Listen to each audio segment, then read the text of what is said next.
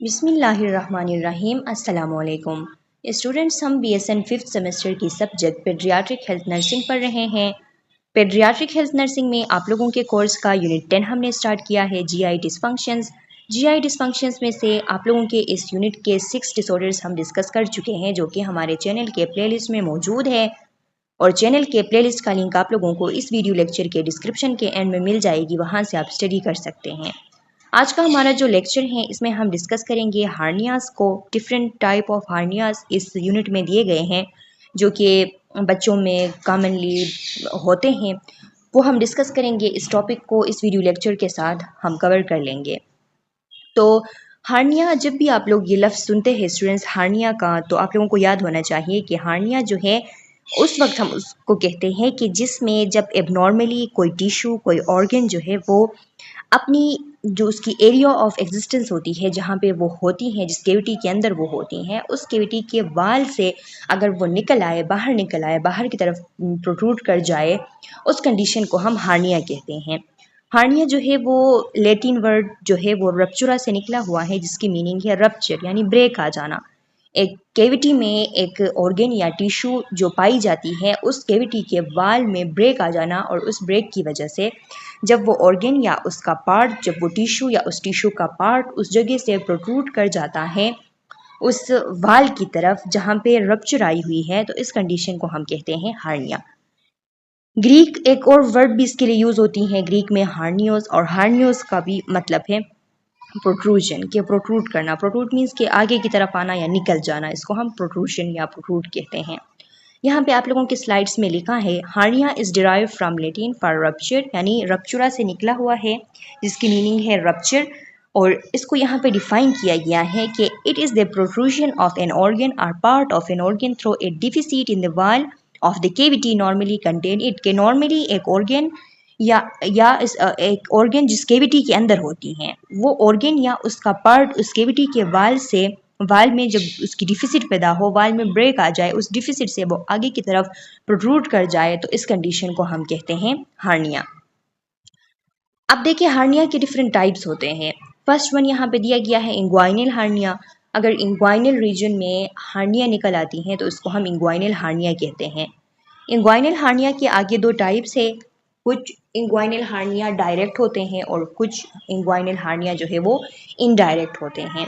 जो indirect inguinal hernia होते हैं वो तब हम कहते हैं कि जब जो पेरिटोनियल सेक होता है वो इंग्वाइनल कैनाल में इंटर होता है इंग्वाइनल रिंग के ज़रिए।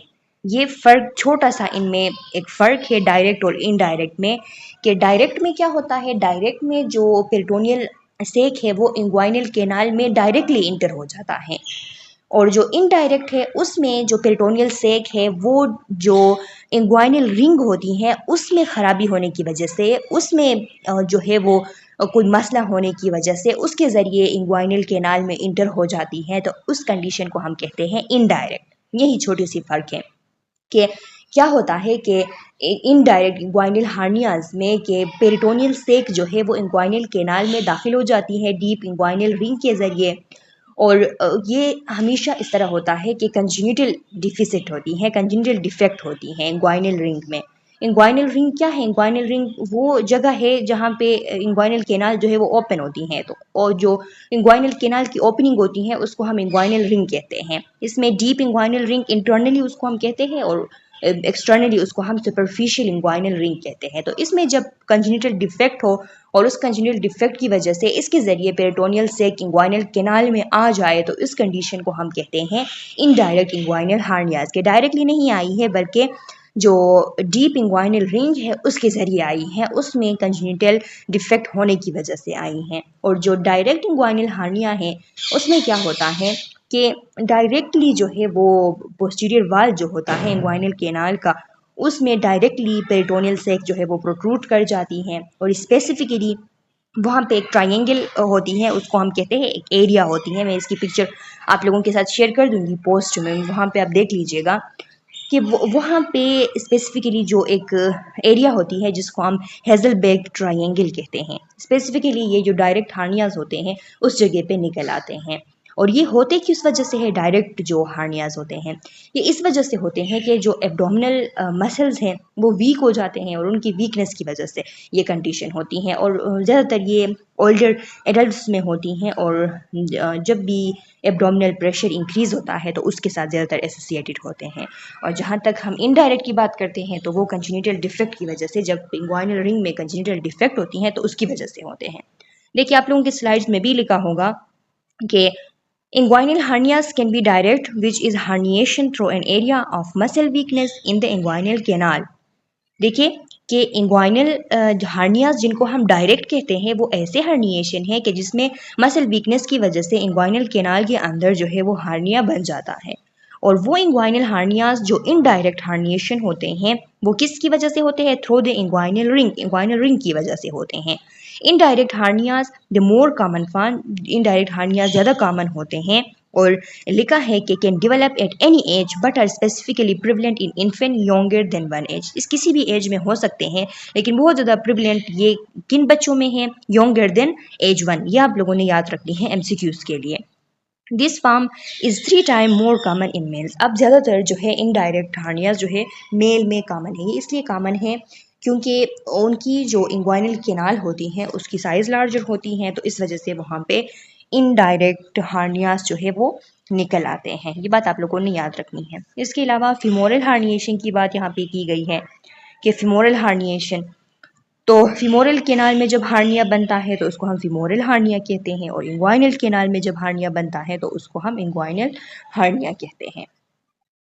अब देखिए कुछ और टाइप्स यहाँ पे दिए गए हैं। इंसिजनल हार्निया का बताया गया है। अब इंसिजनल हार्निया जो है ये हम उस टाइम कहते हैं कि जब कोई हार्निया निकल आए, प्रीवियसली सर्जिकल इंसिजन जिस एरिया पे की गई है उस एरिया के ऊपर स्पेसिफिकली या फिर उसके इर्द गिर्द उस इंसिजन की वजह से, और कॉमनली एब्डोमेन में निकल आती हैं तो उसको हम कहते हैं इंसिजनल हार्निया। देखिए लिखा है आप लोगों की स्लाइड्स में, through an area weaken by scar, के स्कार फॉर्मेशन हुई है जिसकी वजह से वो एरिया वीक हो गई तो वहां पे हार्निया निकल आई, तो इसको हम कहते हैं इंसिजनल हार्निया।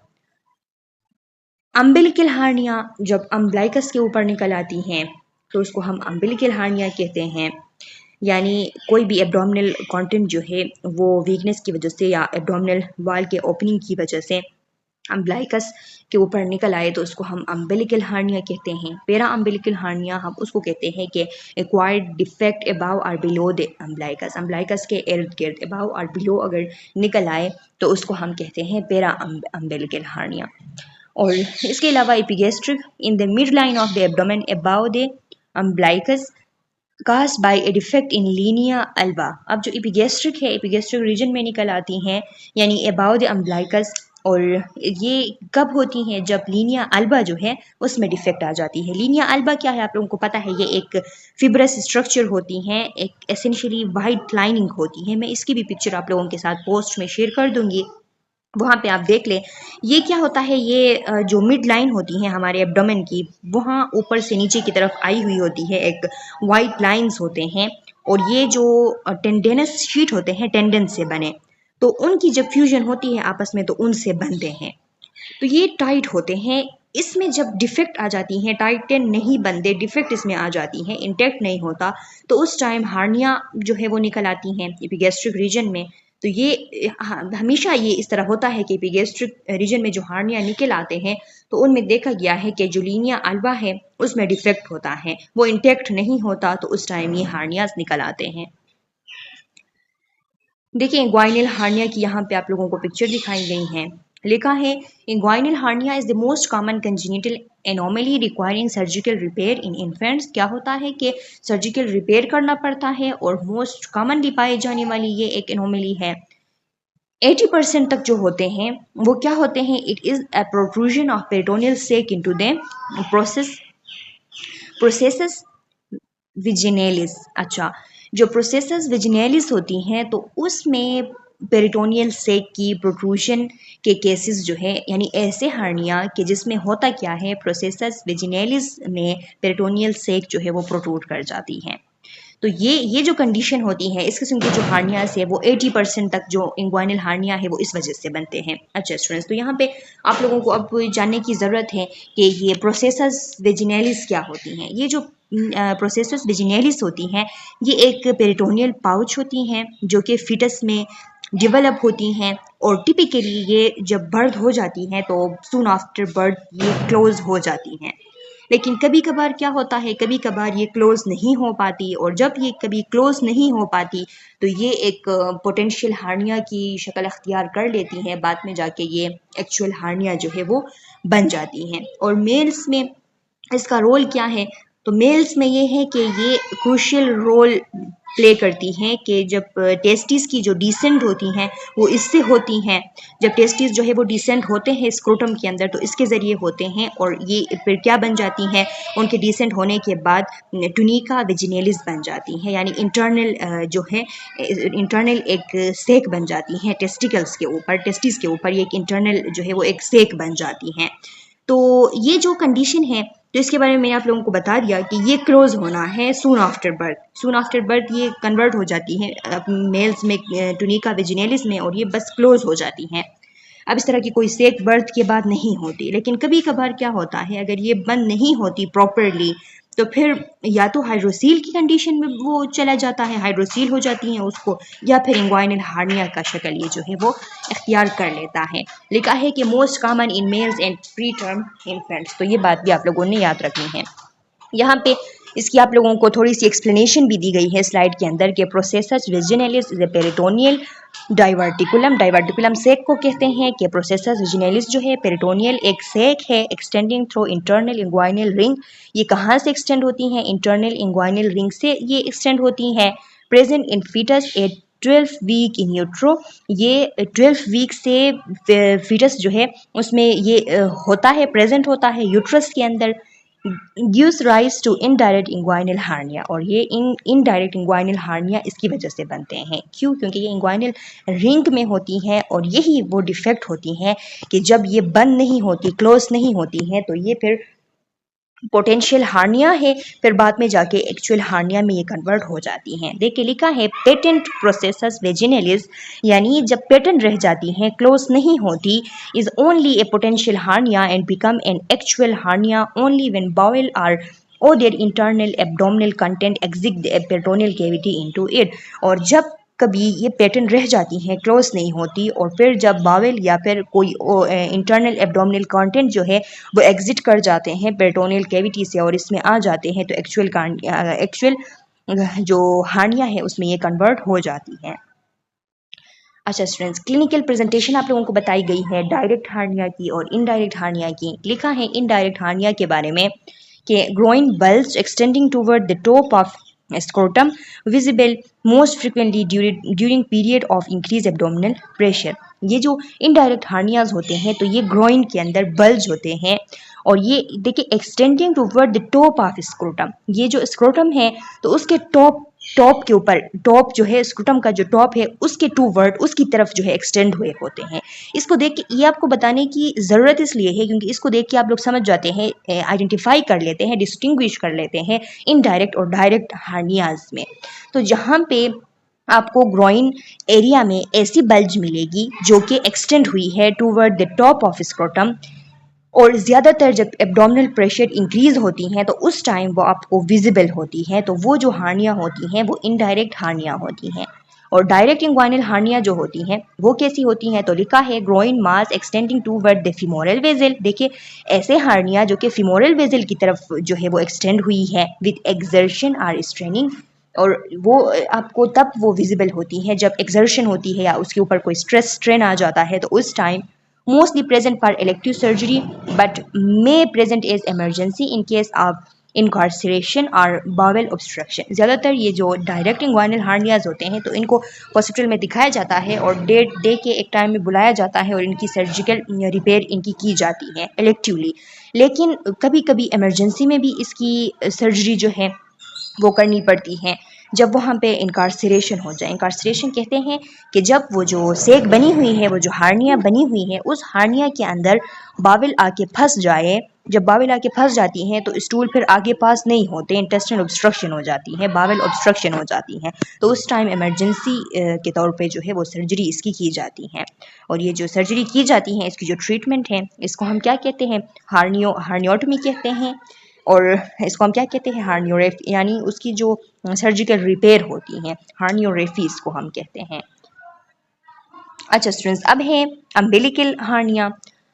अम्बिलिकल हार्निया के बारे में लिखा है आप लोगों के स्लाइड्स में कि वीकनेस इन द एब्डोमिनल वाल अराउंड द अम्बलाइकस, अम्बलाइकस के अराउंड भी जो एब्डोमिनल वाल है वहाँ पे वीकनेस आ जाए, इनकम्प्लीट क्लोजर ऑफ एब्डोमिनल वाल, या उसके अराउंड जो एब्डोमिनल वाल है वो इनकम्प्लीटली जो है वो क्लोज है, यानी सही से क्लोज नहीं है, किसी जगह पे डिफेक्ट है, allowing intestinal content to protrude through opening, और उस ओपनिंग के थ्रू इंटेस्टिनल कंटेंट जो है वो प्रोट्रूड कर जाए तो उस कंडीशन को हम कहते हैं अम्बिलिकल हार्निया, क्योंकि अम्बिलिकल के अम्बलाइकस के अराउंड है। इसके साइन और सिम्टम्स क्या होंगे, तो जब आप लोग पल्पेशन करेंगे, इंस्पेक्शन करेंगे, तो उस टाइम आप नोट कर सकते हैं, आपको ये पल्पेशन के थ्रू आपको फील होगी, आपको दिखाई देगी। Usually close spontaneously by 12 years of age, और अम्बिलिकल हार्निया बच्चों में जब बाय बर्थ होती हैं तो वो 12 साल तक खुद से ख़त्म हो जाती हैं। ये देखिए, ये अम्बिलिकल हार्निया आप लोगों को दिखाया गया है। इसकी थेरापेटिक मैनेजमेंट के बारे में लिखा है कि इसकी कोई ट्रीटमेंट नहीं होती, अगर डिफेक्ट स्मॉल है तो वो खुद से ठीक हो जाती हैं। लेकिन जो होम रेमिडीज़ है, नर्सिंग मैनेजमेंट के तौर पे आप लोगों ने उनको डिस्करेज करना है, कोई बेली बैंड, कोई कॉइन वगैरह रखने से मना करना है, और पेशेंट को पेरेंट्स को तसल्ली देनी है कि ये खुद से ठीक हो जाएगी 12 साल तक। इसके बाद है congenital diaphragmatic hernia. Congenital diaphragmatic hernia एक ऐसी हार्निया होती हैं कि जिसमें डायफ्राम जो है वो पूरी तरफ से बंद नहीं होती, उसकी जो पोस्टीरियर वाल है उसमें ओपनिंग रह जाती है, और उस ओपनिंग की वजह से जो इंटेस्टाइन है वो ऊपर चली जाती है चेस्ट कैविटी में। जब इंटेस्टाइन ऊपर चली जाती है, चेस्ट कैविटी के अंदर चली जाती है, तो इस वजह से जो चेस्ट कैविटी के अंदर जो ऑर्गन है उनको वो जो है सप्रेस कर देती हैं, उनकी जो ग्रोथ है उसको सप्रेस कर देती है। लंग्स जो है स्पेशली यहाँ पे इफेक्ट होते हैं, लंग्स जो है वो उनकी अंडर डेवलपमेंट हो रही होती हैं, सही से वो डेवलप नहीं होते, एल्यूलाई फिर कम होते हैं, हाइपोप्लास्टिक लंग्स होते हैं कि लंग के टिश्यू जो है सही तरीके से नहीं बने होते हैं, उसमें आर्टियोल्स की कमी होती है, एल्यूलाई की कमी होती है, फिर ये बच्चा जो है पैदा होते ही रिस्पायरेटरी डिस्ट्रेस में चला जाता है। तो इस किस्म की ये जो कंडीशन है इसको हम कहते हैं डायफ्रामेटिक हार्निया, और ये बाय बर्थ होती हैं, इसलिए इसको हम यहाँ पे कंजेनिटल लफ्ज़ इसके साथ अटैच कर लेते हैं। लिखा है when the posterior part of the diaphragm fail to close. देखिए कि पोस्टीरियर पार्ट जो है डायफ्राम का जब वो सही से क्लोज ना हो, प्रोट्रूशन और balls out of part of abdominal organ in the thoracic cavity, तो क्या होगा, एब्डोमिनल ऑर्गन जो है वो थोरेसिक कैविटी के अंदर आ जाएंगे। Protrusion of the abdominal content into the chest cavity through a defect in the diaphragm, ये एक ऐसी कंडीशन है कंजेनिटल डायफ्रामेटिक हार्निया के जिसमें एब्डोमिनल कंटेंट प्रोट्रूड कर जाते हैं चेस्ट कैविटी में, और ये इस वजह से होता है कि जब डायफ्राम में ओपनिंग हो, उसमें डिफेक्ट हो, वो बंद नहीं हुई हो। Survival rate up to 80% due to advancement in surgical correction, क्योंकि सर्जिकल करेक्शन में एडवांसमेंट आई है तो इस वजह से 80% तक जो केसेस हैं उसमें जो केसेस आते हैं कंजेनिटल डायफ्रामेटिक हार्निया के, तो उसमें 80% तक जो है सर्वाइवल रेट है। देखिए यहाँ पे आप लोग देख सकते हैं कि जो लेफ़्ट साइड है इसका, देखिए लेफ़्ट लंग के ऊपर किस तरह से इंटेस्टाइन जो है, स्मॉल इंटेस्टाइन चेस्ट कैविटी के अंदर आई हुई है और उसको बिल्कुल ढांपी हुई है। तो इस तरह जब यूट्रस के अंदर ये कंडीशन हो जाती है, तो जब बच्चा पैदा होता है तो उसका हाइपोप्लास्टिक लंग होता है, उसका लंग सही तरीके से वो डेवलप नहीं होता, अंडर डेवलप होता है, तो फिर उसको रिस्पायरेटरी डिस्ट्रेस होती है। लिखा है कि डिफेक्ट लार्ज भी हो सकती हैं, स्मॉल भी हो सकती हैं, पल्मोनरी इन्वॉल्वमेंट होती हैं, हाइपोप्लास्टिक लंग होता है, उसमें एल्विलाई कम होते हैं, आर्टियोल्स कम होते हैं, आर्टियोल्स जब कम होते हैं तो गैसेस एक्सचेंज पर नहीं हो सकती, ऑक्सीजन की कमी होगी, परफ्यूजन में मसला होगा। पल्मोनरी हाइपरटेंशन इसलिए होती है क्योंकि एक तो आर्टियोल्स उसमें जो वेजल्स हैं उनकी कमी होती है अंडर डेवलपमेंट की वजह से, और दूसरा वो उनकी थिकनिंग हो जाती है। जब वो थिकन हो जाते हैं तो रेजिस्टेंस बढ़ जाती है, और रेजिस्टेंस बढ़ने की वजह से पल्मोनरी हाइपरटेंशन होती है। देखिए इस कंडीशन को कि किस तरीके से ये बड़ी नज़र आ रही है लेफ़्ट साइड से, क्योंकि इसमें जो एब्डोमिनल कंटेंट है वो ऊपर चली गई है। देखिए यहाँ पे भी आप लोगों को दिखाया है कि intestine protruding through hole in the diaphragm. Note displacement of lung by intestine, के इंटेस्टिन की वजह से क्या हुआ है कि लंग जो है उसकी डिस्प्लेसमेंट हो चुकी है। अब डिस्प्लेसमेंट किस तरफ होती है स्टूडेंट्स? ज़्यादातर ये जो कंजेनिटल डायफ्रामेटिक हार्निया होती हैं ये लेफ्ट साइड में डिफेक्ट रह जाती हैं डायफ्राम के, और वहाँ पे जब एब्डोमिनल कंटेंट ऊपर की तरफ चले जाते हैं तो लेफ्ट साइड से हार्ट और मेडियास्टिनम जो है वो राइट साइड की तरफ शिफ्ट होते हैं। और जब हम चेक करते हैं हार्ट साउंड इस टाइम, तो हार्ट साउंड भी हमें ज़्यादातर जो है वो डोमिनेंटली राइट साइड में हमें सुनाई देती है, लेफ़्ट साइड में नहीं सुनाई देती, क्योंकि ये जब ऊपर चली जाती है इस तरह लेफ़्ट साइड से इंटेस्टाइन, तो वो मीडियास्टिनम और हार्ट जो है उसको राइट साइड की तरफ धकेलती है, और ज़्यादातर ये लेफ़्ट साइड में होती है। लेकिन कभी कभार राइट साइड में भी होती है। जब राइट साइड में होती है तो उस टाइम हमें हार्ट साउंड जो है वो लेफ़्ट साइड में ही सुनाई देंगे और ये डिस्प्लेसमेंट जो है वो नहीं होगी। लेकिन जब लेफ़्ट साइड में होती है तो डिस्प्लेसमेंट हो जाती है, हार्ट की भी मीडियास्टिनम की भी साथ साथ। क्लिनिकल मैनिफेस्टेशंस देख लें कि रिस्पायरेटरी डिस्ट्रेस होगी बच्चे को, first few hours of life जो है उसमें आप देख सकेंगे कि रिस्पायरेटरी डिस्ट्रेस होगी। ब्रीथ साउंड जो है या तो कम होंगे या एब्सेंट होंगे, जो अफेक्टेड साइड है उसके ऊपर अगर आप देख लें कि लेफ्ट साइड में अगर इंटेस्टाइन ऊपर की तरफ चली गई है तो वहाँ पे आपको लंग्स के ऊपर आप सुनेंगे तो ब्रीथिंग साउंड जो है आपको सुनाई नहीं देगी या बहुत कम होगी। हार्ट साउंड में शिफ्ट टू द राइट, ये मैंने आप लोगों को समझा दी कि राइट साइड में हार्ट, इसलिए हार्ट और मेडियास्टिनम शिफ्ट हो चुके होते हैं, डिस्प्लेसमेंट इनकी हो चुकी होती है, इसलिए हार्ट साउंड भी राइट साइड पे सुनाई देते हैं। चेस्ट साउंड जो है वो डल होते हैं, परकशन जब हम करते हैं तो उस टाइम डल साउंड हमें सुनाई देती है। ये आपने याद रखनी है, एमसीक्यूज में आपसे पूछी जा सकती है कि जब कभी कंजेनिटल डायफ्रामेटिक हार्निया होता है एक पेशेंट को, एक बच्चे को, और आप परकशन कर रहे हैं तो आपको किस किस्म के साउंड जो है वो सुनाई देते हैं, तो आपको याद हो कि परकशन पे हमें डल साउंड जो है वो सुनाई देते हैं। टिकिपनियाँ होती हैं, साइनोसिस होती हैं, ज़ाहिरी सी बात है ऑक्सीजन की कमी है, हाइपोप्लास्टिक लंग्स है तो इसलिए टिकिपनिया और cyanosis. High incidence of pneumothorax, bowel sound में भी एब्सेंट। इसके अलावा abnormal chest development with one side being large in the other, abnormal abdominal shape, abdomen का शेप भी एबनॉर्मल हो चुका होता है, और चेस्ट का वो एरिया जहाँ पे प्रोट्रूजन हो चुकी है इंटेस्टाइन की तो वो बड़ा होता है दूसरे साइड से। डायग्नोस्टिक इवैल्यूएशन इसके किस तरीके से हम कर सकते हैं, तो प्रीनेटल डायग्नोसिस भी हो सकती है। 25th वीक जब हो जाती है प्रेगनेंसी के तो उस टाइम इसकी प्रीनेटल यानी बर्थ से पहले इसकी डायग्नोसिस हो सकती है, एक्सरे के थ्रू कर सकते हैं। नर्सिंग इंटरवेंशन क्या होगी इस कंडीशन के लिए, तो डायफ्रामेटिक हार्निया जो है लाइफ थ्रेटनिंग इलनेस है तो जाहिर सी बात है एनआईसीयू केयर होगी, न्यूनेटल आईसीयू में बच्चे को केयर दी जाएगी, तो आईसीयू की केयर आप लोगों के वहाँ पे डिफरेंट इंटरवेंशंस। इसके अलावा यानी वाइटल साइंस को मॉनिटर करेंगे आप लोग, बच्चे को ऑक्सीजन जो है वो उसका सपोर्ट आप प्रोवाइड करेंगे। इसके अलावा जितने भी आईसीयू के केयर्स है, आईसीयू में जितने भी केयर्स होते हैं वो आप लोगों ने प्रोवाइड करनी होगी एनआईसीयू के केयर्स एज ए नर्स। इसके अलावा मैकेनिकल वेंटिलेटर, देखिए ये भी आईसीयू के केयर में ही आता है कि मैकेनिकल वेंटिलेटर पे रखना होगा ताकि इफेक्टिव ब्रीथिंग हो।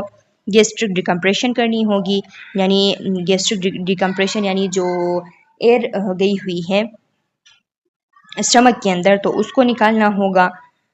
इसके अलावा assist with diagnostic pre and post care, assist करनी होगी डायग्नोसिस में, और प्री और पोस्ट केयर जो है आपने प्रोवाइड करनी है। Maintain suction oxygen in IV fluid, semi Fowler position को आपने मेंटेन रखना है, ऑक्सीजन को, सक्शन को, आईवी फ्लूइड्स को।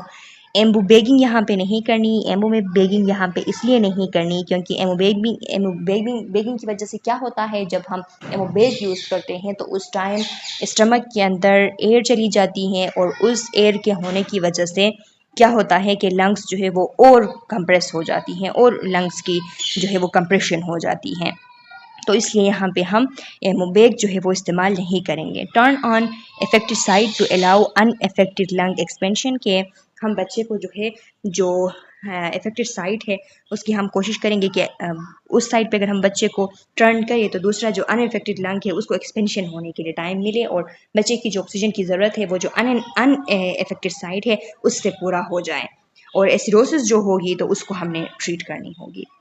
पोस्ट ऑपरेटिव और प्री ऑपरेटिव केयर का यहाँ आप लोगों को बताया है कि नर्सिंग मैनेजमेंट क्या होगी प्री ऑपरेटिवली, तो लिखा है कि स्टिमुलेशन को रिड्यूस करना है, एनवायरमेंटल एक्टिविटीज़ को रिड्यूस करना है यानी बच्चे को रेस्ट में रखना है, ऑक्सीजन मेंटेन रखनी है, सक्शन और आईवी फ्लूइड्स, पोजीशनिंग उसका हेड अप होना चाहिए, और मेडिकेशन जो है वो एडमिनिस्टर करेंगे।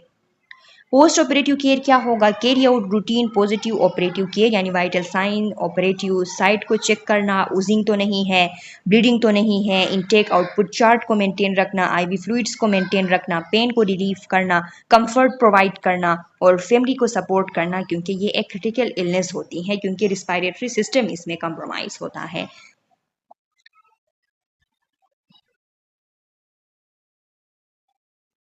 अच्छा स्टूडेंट, इंटरडिसिप्लिनरी इंटरवेंशंस, यानी प्री सर्जरी में आप क्या करेंगे, फिर सर्जरी के दौरान, फिर पोस्ट ऑपरेटिवली। तो प्री सर्जरी में आप लोग जो है इक्मो पे जा सकते हैं, एक्स्ट्रा कार्पोरियल मेम्ब्रेन ऑक्सीजनेशन। इसमें क्या किया जाता है कि जो पल्मोनरी हाइपरटेंशन होती है उसकी मैनेजमेंट किस तरह से होती है, तो इक्मो में इस तरह किया जाता है स्टूडेंट्स के बॉडी के बाहर जो है वो ऑक्सीजनेशन की जाती है ब्लड की, कि वहाँ से ब्लड जो है उसको बाहर निकाला जाता है। ये एक्मो के ज़रिए वहाँ पे जो ऑक्सीजन है वो ब्लड के साथ मिक्स की जाती है बॉडी से एक्सटर्नली, और जो कार्बन डाइऑक्साइड है उसको रिमूव किया जाता है। और इस दौरान जो लंग्स है और जो हार्ट है वो रेस्ट कर रहे होते हैं, ताकि जो जो वहाँ पे ख़राबी आई है उसकी इम्प्रूवमेंट हो सके, तो ईक्मो कर सकते हैं। इसके अलावा सर्जरी जब हो रही हो तो उस टाइम रिपेयर ऑफ हार्निया होती है। फिर पोस्ट ऑपरेटिव केयर के अंदर चेस्ट ट्यूब पास करना, वेंटिलेटर पे रखना, मैनेजमेंट रेस्पिरेटरी स्टेटस की, यानी वेंटिलेशन सपोर्ट, न्यूट्रिशन सपोर्ट। अच्छा स्टूडेंट्स, इसके अलावा है हाइड्रल हार्निया। अब हाइड्रल हार्निया क्या होती है? लिखा है आप लोगों के स्लाइड्स में, a portion of stomach herniated through the oesophageal hiatus of the diaphragm. क्या होता है कि एजोफेजियल हाइटस जो होता है डायाफ्राम का, उसके थ्रू स्टमक जो है वो उसका पार्ट, स्टमक का पार्ट हार्निएट हो जाता है। तो इस कंडीशन को हम कहते हैं हाइटल हार्निया। देखिए यहाँ पे आप लोगों को दिखाया गया है, ये जो एरिया होता है इसको हम कहते हैं हाइटस। ये जो हाइटस होती हैं इसके थ्रू जब स्टमक का पार्ट ऊपर की तरफ चला आता है तो इस कंडीशन को हम कहते हैं, यानी यहाँ से निकल के, हाइटस से निकल के जब ऊपर की तरफ आ जाता है, इस कंडीशन को हम कहते हैं हाइटल हार्निया। इसके साइन सिम्टम्स क्या होंगे? हार्ट बर्न होगी, वोमिटिंग होगी, इसके अलावा अनएक्सप्लेन रिस्पायरेटरी प्रॉब्लम्स होंगे, डिस्फेजिया, बंदा सही तरीके से जो है वो स्वालो नहीं कर सकेगा, बढ़ नहीं सकेगा बच्चा।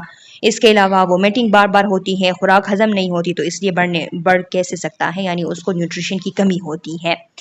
रिस्पायरेटरी प्रॉब्लम्स होते हैं फ्रिक्वेंटली। इसके अलावा ब्लीडिंग भी होती है। ब्लीडिंग तब होती है जब गैस्ट्रोएसोफेजियल रिफ्लेक्स डिजीज साथ में होती है। ये इसलिए होती है क्योंकि स्टमक का पार्ट जो है वो ऊपर की तरफ आया हुआ है एसोफेगस के अंदर, तो इसके साथ स्टमक के जो फ्लूइड वगैरह है वो ऊपर एसोफेगस में आ रहे होते हैं।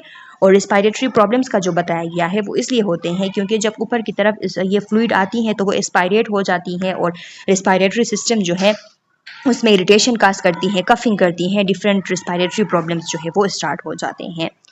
अब इसकी डायग्नोसिस जो है, अगर हम अपर जीआई बेरियम एक्सरे करेंगे तो उससे भी पता चलेगा। बेरियम, मैंने आप लोगों को इस एक्सरे के बारे में डिटेल से पिछली वीडियोस लेक्चर्स के अंदर बताई हुई है कि बेरियम सल्फेट हम देते हैं, ये एक लिक्विड होती है, एक इसको हम एज ए कंट्रास्ट यूज़ करते हैं, साथ में एक्सरे कर रहे होते हैं तो हमें पता चल जाता है। जब ये मूव करती जाती हैं तो हमें ऑर्गन का स्ट्रक्चर का पता चल जाता है एक्सरे के ऊपर। इसके अलावा गेस्ट्रोस्कोपी हम कर सकते हैं, फ्लोरोस्कोपी हम कर सकते हैं। फ्लोरोस्कोपी एक ऐसी रेडियोलॉजिकल एक टेक्निक होती है कि जिसमें हम जिस तरह वीडियो नहीं बनाते, वीडियो उस तरह हम जो है वो उनको मूव करते हुए लाइव वीडियो की तरह हम देखते हैं एक्सरे के थ्रू। यानी एक उसमें हम देख रहे होते हैं कि मूवमेंट किस तरीके से हो रही होती है। कोई कंट्रास्ट एजेंट हमने दिया, उसकी मूवमेंट किस तरीके से हो रही होती है। कोई इंस्ट्रूमेंट हम अंदर ले गए हैं, उसकी मूवमेंट किस तरीके से हो रही है, या फिर जो ऑर्गन है उनकी मूवमेंट किस तरीके से हो रही है, उनको हम एक लाइव वीडियो की तरह जब देखते हैं तो इसको हम फ्लोरोस्कोपी कहते हैं। थेरापेटिक मैनेजमेंट क्या है? पोजीशनिंग का ख्याल करना है। और पोजीशनिंग का इसलिए क्योंकि उसको हम अगर बिल्कुल सीधा लेटाएंगे तो फिर ये स्टमक का पार्ट ऊपर आया हुआ है, ये फ्लूइड जो है मज़ीद उसकी आगे आएगी। आप लोग समझ सकते हैं कि क्या कंडीशन होगा जब उसको हम पोजीशनिंग जो है उसकी सही तरीके से मेंटेन नहीं करेंगे, क्योंकि स्टमक का पार्ट आया हुआ है, साथ में वो एसिडिटी वाली फ्लूइड जो है वो ऊपर की तरफ आसानी से अब आ सकती हैं। फार्माकोलॉजिकल मैनेजमेंट करेंगे, डाइटरी मैनेजमेंट, और इसके साथ साथ ट्रीटमेंट और सर्जिकल ट्रीटमेंट। जब कॉम्प्लिकेशंस जो है वो जीआर के साथ भी अटैच हुए हैं, यानी गैस्ट्रोएसोफेजियल रिफ्लेक्स भी अगर साथ में है, गर्ड, तो उस टाइम हमने सर्जरी की तरफ मूव करनी होगी। लॉन्ग टर्म प्रॉब्लम इसकी क्या होगी हाइटल हार्निया की, तो गैस्ट्रोएसोफेजियल रिफ्लक्स डिजीज साथ में होगा क्योंकि स्टमक का पार्ट एसोफेगस में आया हुआ है। रिस्पायरेटरी इन्फेक्शंस होंगे क्योंकि ये फ्लूइड ऊपर आएगी, एस्पायरेशन होगी, तो इसलिए ऑब्स्ट्रक्शन काज हो सकती हैं। तो ये इसके लॉन्ग टर्म प्रॉब्लम्स होते हैं। अच्छा स्टूडेंट्स, तो ये कवर हो चुके हैं जितने भी हार्नियाज के टाइप्स दिए गए थे इस टॉपिक के अंदर, वो हम पढ़ चुके हैं। मैं उम्मीद करती हूँ कि आप लोगों को समझ आ गई है। फिर भी कोई क्वेश्चन, कोई कन्फ्यूजन अगर है तो कमेंट सेक्शन में अपना क्वेश्चन डाल लें। मैं नेक्स्ट वीडियो लेक्चर में जब आप लोगों को लीवर एब्सिस पढ़ाऊंगी तो उसमें आप लोगों के क्वेश्चन का आंसर करूंगी। तब तक के लिए अल्लाह हाफिज़।